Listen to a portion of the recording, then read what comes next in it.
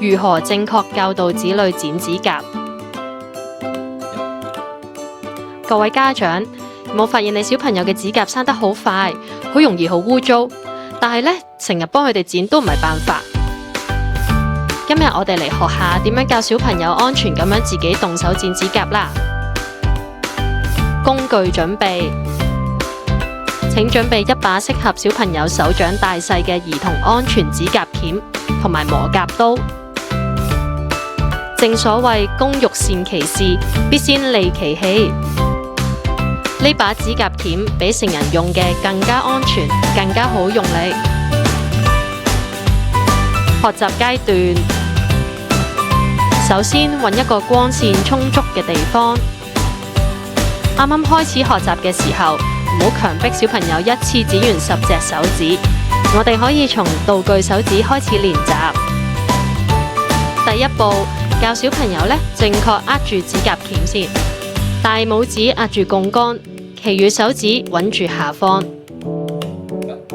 家長可以先握住小朋友嘅手，帶住佢感受按壓嘅力度。剪指甲技巧，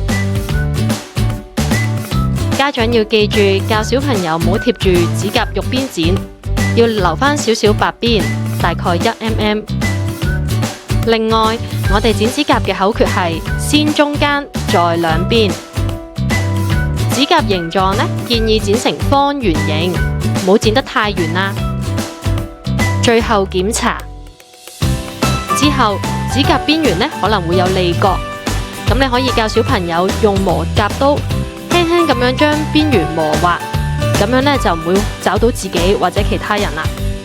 家長記得最後做一次檢查，確保冇尖銳嘅地方。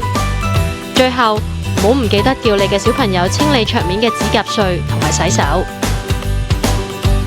學剪指甲需要時間同埋手眼協調，啱啱開始剪得唔好唔緊要，多啲俾小朋友鼓勵，佢哋一定會做得越嚟越好㗎。